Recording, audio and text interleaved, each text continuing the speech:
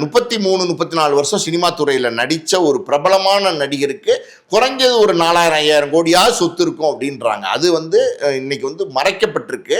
அது காரணம், இன்னொரு காரணம் சொல்கிறாங்க. என்ன அப்படின்னா, சங்கீதா மனைவி அவங்க இன்னைக்கு கோர்ட்டுக்கு விவாகரத்து வழக்கு கேட்டு போயிருக்காங்க. அவங்க ஜீவனம்சம் வேணுங்கிறாங்க. ஜீவனம்சங்கிறது கணவனுடைய சொத்துல அதாவது ஒரு மனைவி அது இனிமே கழிக்க போகிற வாழ்க்கை அவங்க குழந்தைங்களுக்கு கொடுக்கக்கூட ஈடு பணம்னு சொல்லுவாங்க. அப்படி இருக்கும்போது அந்த பணம் அவர் 520 கோடி ரூபா தான் இன்னைக்கு சொத்து இருக்குன்னு சொல்லும் போது கோர்ட்டே என்ன சொல்லுவாங்க, இப்போ தாக்கல் பண்ணுறாங்கல்ல, இது கவர்மெண்ட் ரெக்கார்டு.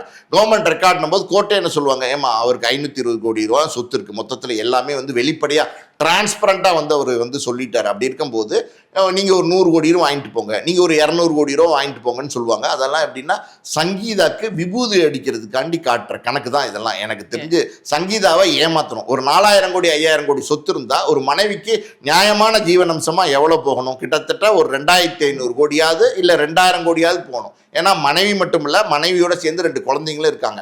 அவங்களுடைய எதிர்காலம் இருக்குது, அவங்களுடைய வாழ்வாதாரம் இருக்குது, எல்லாமே இருக்கணும் போது இதுதான் நியாயம். ஆனால் அதை மறைக்கிறதுக்கு, மனைவியை ஏமாத்துறதுக்கு, மனைவியை மோசடி பண்ணுறதுக்கு, மனைவிக்கு விபூதி அடிக்கிறதுக்கு தான் எனக்கு தெரிஞ்சு பார்த்தீங்கன்னா 520 கோடி ரூபா தான் சொத்து இருக்குன்னு காமிச்சிருக்காரு.